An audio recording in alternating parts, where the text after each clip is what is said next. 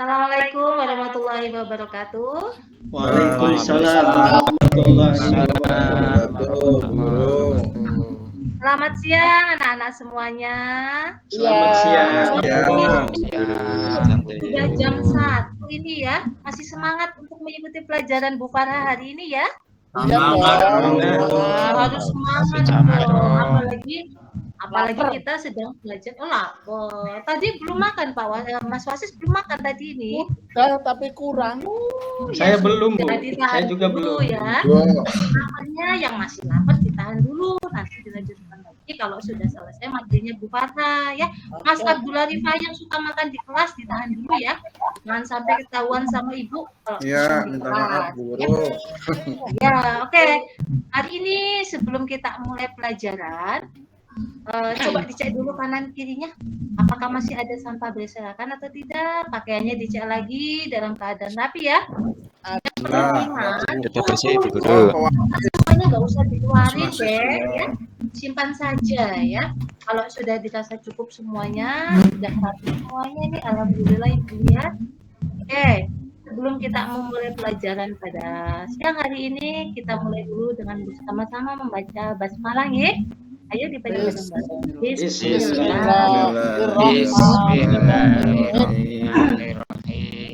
Oke, sebelum memasuki pelajaran, ini Ibu cek dulu ya, siapa yang hari ini nggak berangkat ini. Yang tidak nampak ini kalau di kacamata Ibu, Mas Solahul ini. Sepertinya nggak berangkat ya? Nggak berangkat lagi. Masih sakit, Guru. Oh, masih sakit. Kemarin aja main bareng kok, nggak sakit. Oh, di mana itu? Oh, berarti Mas Solahul Mas Wasis itu, Bu. Bolos banget ya ini. Ya semoga kalau Mas Wasis itu bolos terus. Iya, nggak boleh kayak gitu ya. Jadi kalau semisalkan Mas Solahul memang dalam keadaan sakit, ya kita sama-sama doakan semoga cepat segera sembuh sehingga bisa berkumpul lagi bersama ya. Amin. Amin. Nah, oke. Sebelum memulai materi pada hari ini, Ibu mau mengajarkan sesuatu yang berkaitan dengan kematian. Tentang kematian. Di sini alhamdulillah masih sehat semua ya. Ada yang sudah mati atau belum ini? Mau, Bu. Mati juga sudah ada di kelas, gitu. Ya, hari ini kita akan berbicara membahas tentang penyelenggaraan jenazah. Ada di sini yang sudah pernah menyelenggarakan jenazah? Pernah lihat. Sudah pernah, Bu. Ya, lihat aja. Oh, pernah melihat saja. Mungkin karena cuma melihat, Takut. secara langsung. Takut mungkin dia kayak Mbak Umi nih katanya takut sama pocongan ya. Iya, takut sama pocong, nggak boleh takut. Ya kenapa sih nggak boleh takut? Pocong itu kan juga, pocongan itu orang manusia yang sudah meninggal itu kan sudah tidak bernyawa, jadi nggak boleh takut ya. Jadi kalau yang semisalkan cuma melihat saja, mungkin belum terlalu paham bagaimana sih caranya melakukan penyelenggaraan jenazah. Untuk itu pada hari ini kita akan sama-sama belajar tentang bagaimana cara menyelenggarakan jenazah. Paham nggih? Sudah siap nggih? Siap, Bu. Siap, Bu Guru. Bukunya ketinggalan, bukunya. Gimana, Pak? Gimana Mas Wasis? Gimana ini? Bukunya ketinggalan. Oh, nggak apa-apa. Hari ini pakainya ilmu kebatinan Suruh keluar ya. aja, Bu. Apa yang Ibu sampaikan nanti ditangkap, kemudian diingat baik-baik supaya tidak lupa. Nggak apa-apa bukunya ketinggalan. Gitu. Tujuannya apa sih kita mempelajari materi penyelenggaraan jenazah ini? Tujuannya penting sekali supaya apa? Kita bisa paham, kita kemudian bisa mempraktekkan bagaimana cara menyelenggarakan jenazah, terutama untuk diri kita sendiri. Apabila ada orang-orang di sekitar kita yang meninggal, misalkan kita punya orang tuanya masih hidup semua, ya? Saya nggak ada. Saya yatim, Bu. Saya sudah Mas Wasis yatim piatu itu, Bu. Mas Wasis. Alhamdulillah kalau yang misalkan masih punya ayah, masih punya ibu, nanti punya kesempatan untuk bisa merawat jenazah orang tua kita. Makanya dituntut untuk mempelajari materi ini, diharapkan supaya nanti kita bisa mempraktekkan secara langsung. Setidaknya kita bisa mempraktekkan untuk keluarga kita sendiri.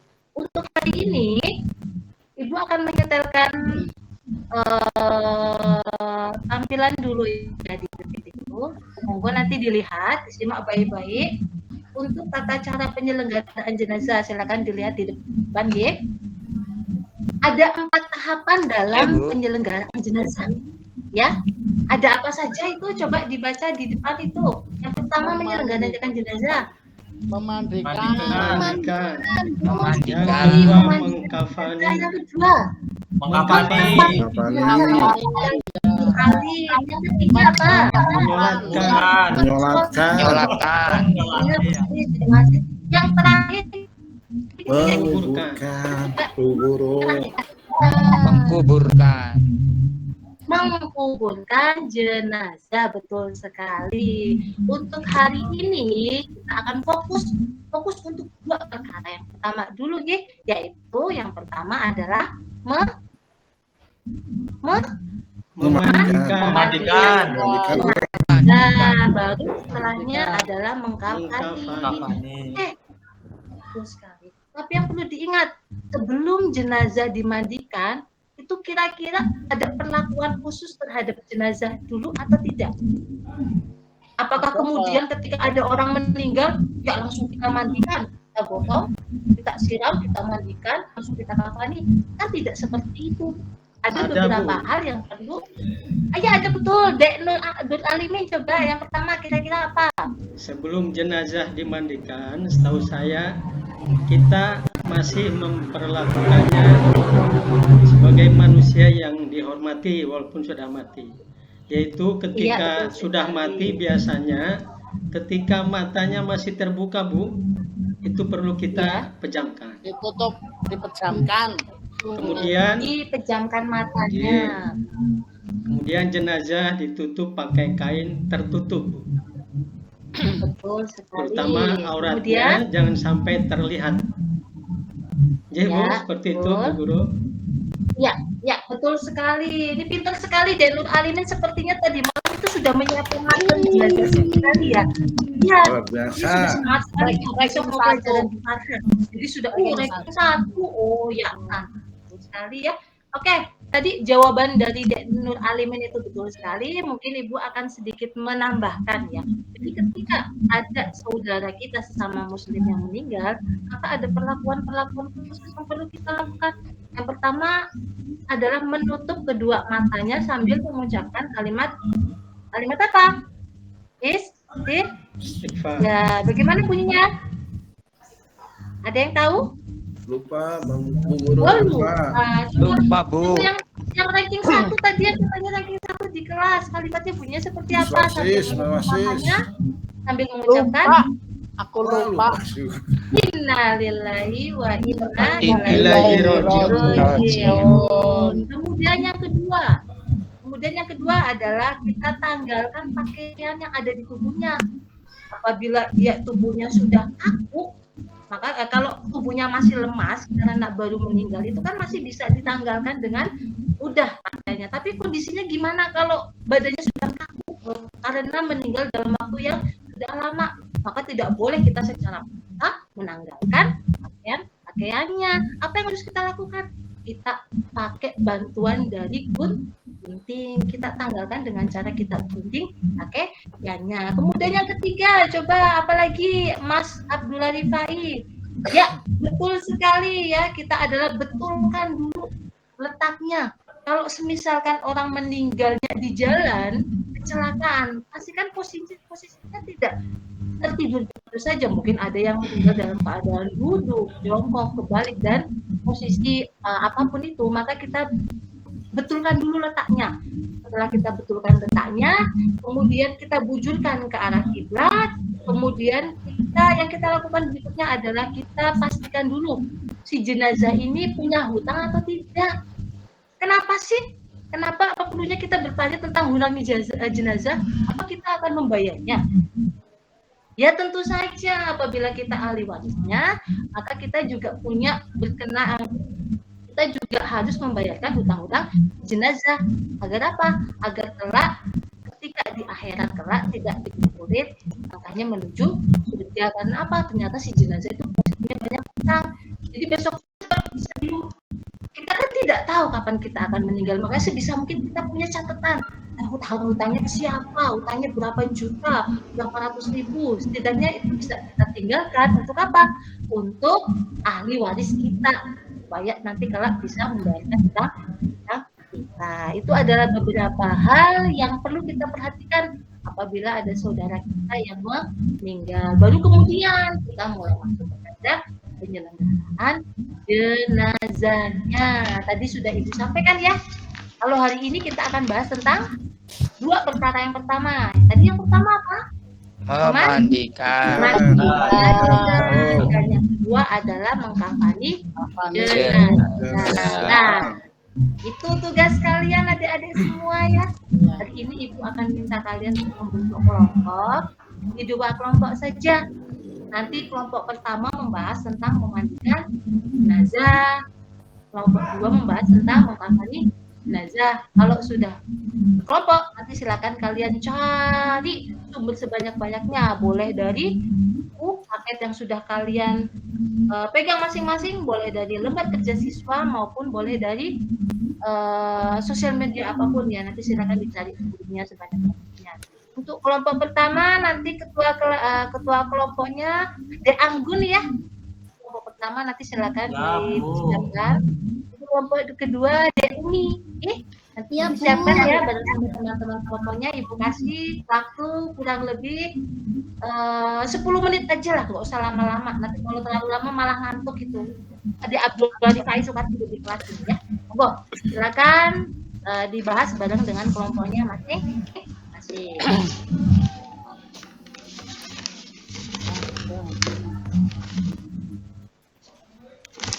Ya, waktunya sudah habis ya, Deh, semuanya ya. Sudah selesai semuanya tugasnya, coba belum?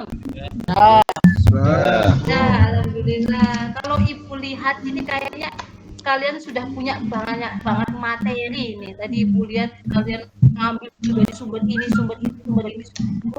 Silakan Ibu kasih kesempatan untuk menjelaskan hasil presentasi kelompok kalian masing-masing, ya. Coba boleh dimulai dari kelompok yang memandikan tadi, yang memandikan jenazah. Silakan hasil presentasi kelompoknya ya. Siapa yang memandikan ya, ketua kelompoknya ya, memandikan jenazah. Umi itu Bu. Oh ya, Mbak Umi, coba Mbak Umi silakan dibaca hasil presentasi kelompoknya, ya.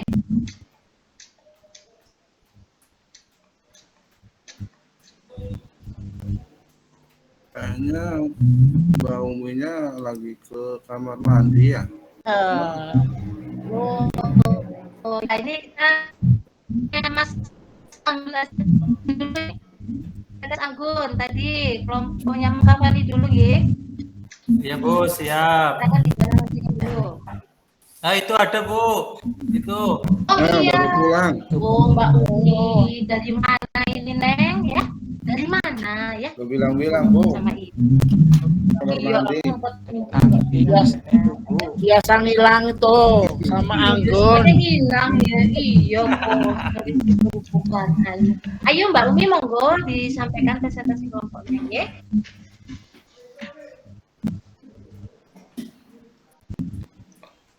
Kelompok 2 dulu ke Papa. Ayo, suaranya mungkin Amut itu masih posisi Amut Mbak Umi.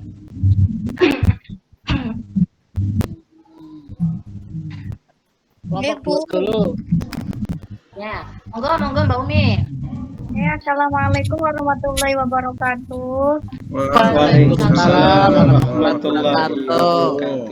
Ya, teman-teman, saya mewakili kelompok yang memandikan jenazah akan mempresentasikan hasil diskusi kelompok kami. Memandikan jenazah, syarat-syarat wajibnya yang pertama, jenazah itu orang Islam. Yang kedua, didapati tubuhnya walaupun sakit. Ketiga, bukan mati syahid atau mati dalam peperangan untuk Islam, seperti yang terjadi pada zaman Nabi Muhammad SAW. Kemudian yang berhak memandikan jenazah, apabila jenazahnya itu laki-laki, maka yang memandikan itu adalah laki-laki.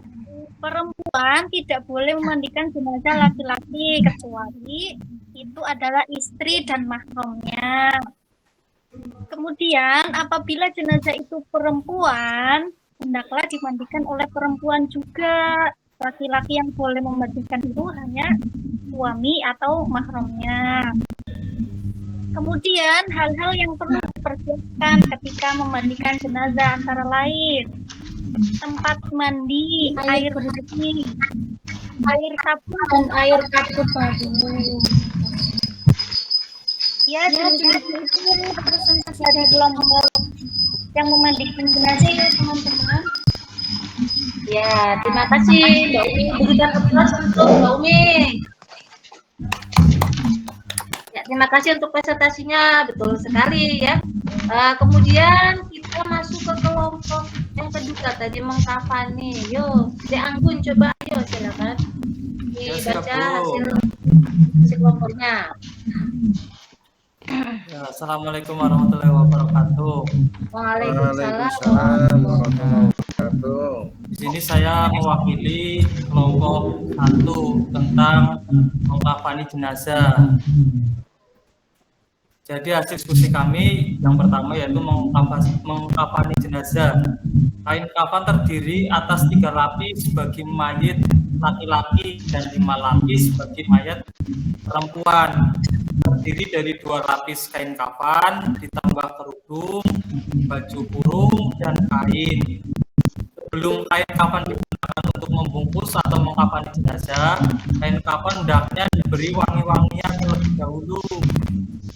Sedangkan untuk tata cara mengkafani jenazah laki-laki, yang pertama yaitu bentakan kain kafan selai demi selai.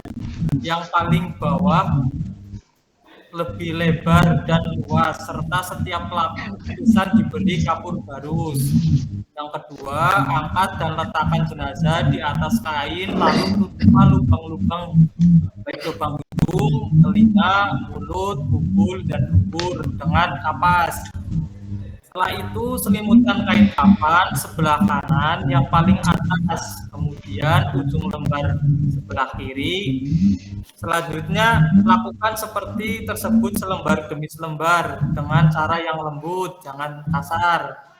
Yang terakhir, ikatlah dengan tali yang sudah disiapkan sebelumnya di bawah kain kafan dengan 7 ikatan.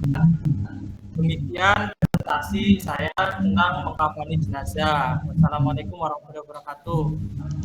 Waalaikumsalam. Terima kasih dari Mas Anggun, silakan diberikan dulu untuk Mas Anggun. Jadi kesimpulan ya, betul sekali seperti yang sudah disampaikan oleh Mbak Umi sama Mas Anggun. Kalau untuk memandikan jenazah, sebelum memandikan jenazah ada beberapa hal yang perlu kita pastikan terlebih dahulu. Yang pertama adalah jenazah yang kita mandikan itu adalah beragama Muslim. Kemudian yang kedua, didapati tubuhnya atau anggota tubuhnya walaupun hanya sebagian. Sedangkan untuk syarat yang ketiga bukan karena mati syahid, mati dalam peperangan. Itu adalah mengenai memandikan jenazah. Sedangkan untuk mengkafani jenazah, tadi salah satunya dikatakan bahwa jenazah laki-laki dan perempuan itu memiliki jumlah lapisan kain yang berbeda. Itu ya tadi Mas Anggun ya kelompoknya ya? Iya betul Bu. Iya, jadi Ibu yakin ini semuanya menyimak ya tadi presentasi temannya ya. Pasti. Tahan dulu ngantuk. Mas Wasis kalau jam segini sudah lapar ngantuk, ini menakutkan ini. Bisa-bisa materi yang nggak masuk ini ya. Nanti diperhatikan baik-baik ya. Oke, kembali lagi ke pertanyaannya tadi. Untuk jenazah, lapisan jenazah laki-laki dan perempuan apakah beda atau sama? Coba monggo dijawab. Ada Saya jawab lagi Bu. Saya. Mas Nur Alimin, monggo. Nanti kalau benar dapat reward ya Bu ya. Iya, nanti saya kasih. Boleh es krim Bu, boleh es krim. Beda. Nggak usah ikut ulangan, nanti langsung saya kasih nilai 100 ngaten. Oh, jadi kain kafan untuk laki-laki dan perempuan itu ada perbedaan. Kalau untuk laki-laki terdiri kain kafannya itu dari 3 lapis kain kafan. Kemudian untuk perempuan terdiri dari 5 lapis kain kafan, termasuk di dalamnya baju kurung dan kerudung. Betul, Bu Guru?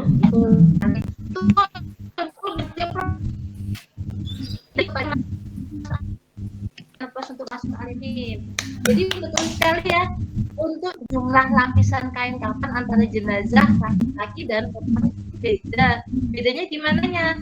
Bedanya hanya pada kalau jenazah perempuan ada tambahan berupa baju kurung, ada bajunya, kemudian ada juga kerudungnya untuk tutup rambutnya. Kenapa? Karena orang wanita rambutnya itu juga merupakan aurat. Maka ketika meninggal pun harus ditutup dengan kerudung. Itu yang membedakan jenazah laki-laki dan perempuan. Oke, untuk hari ini sepertinya sudah paham semuanya ya. Alhamdulillah, Bu. Mungkin ada yang sudah, mungkin ada yang belum. Kalau belum nanti kita lanjutkan di pertemuan berikutnya ya. Kalau penjelasan saja mungkin belum tentu nempel. Untuk pertemuan berikutnya nanti kita akan praktekkan langsung. Gimana sih caranya? Praktek nanti. Yang jadi mayitnya siapa ini nanti silakan ditunjuk satu-satu aja ya. Mas Wasis aja, Bu. Mas Wasis. Biar kita siapkan Mas Wasis, nanti boleh nanti kita ukur dulu panjang badannya supaya kain kafannya pas, supaya nggak ngantuk lagi gitu, Jadi nanti kita akan praktekkan supaya kalian pun akan bisa melihat secara langsung gimana caranya memandikan maupun mengkafani jenazah. Paham, tugasnya Ibu punya tugas buat kalian. Ada nanti sebuah kasus, nanti linknya Ibu bagikan ke grup kelas saja ya. Nanti silakan kamu baca apa yang Ibu kirimkan, kemudian kamu berikan pendapatmu mengenai link yang sudah Ibu berikan, Ibu tulis, kemudian minggu depan akan Ibu tanyakan hasil pekerjaan rumah kalian. Paham ya? Paham semuanya? Oh, ini Mas Aziz masih ngantuk. Sudah ngantuk ini ya.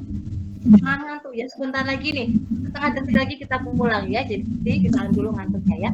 Ya, Ibu cukupkan untuk pertemuan hari ini. Marilah pertemuan pada siang hari yang cerah ini kita tutup dengan bacaan hamdalah bersama-sama.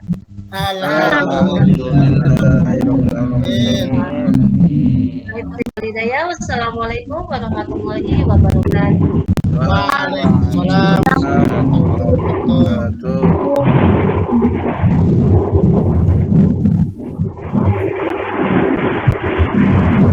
Ampun, Pak. Suara saya terdengar nggak?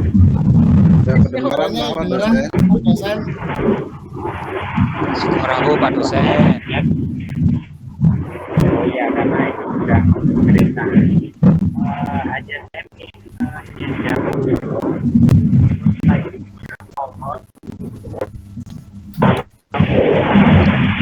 maaf Pak dosen, suaranya kurang jelas. Kurang jelas, Pak dosen.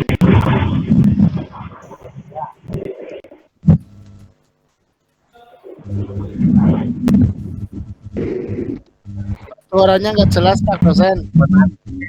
Lagi di jalan ya Pak dosen? Suaranya nggak jelas, Pak. Kereta katanya. suara saya terdengar. Halo, Pak Bidin, suara saya terdengar? Sudah. Iya, Pak. Oke, Pak. Oke, Bapak Ibu, untuk selanjutnya yang pesan ya di nahdlatul ulama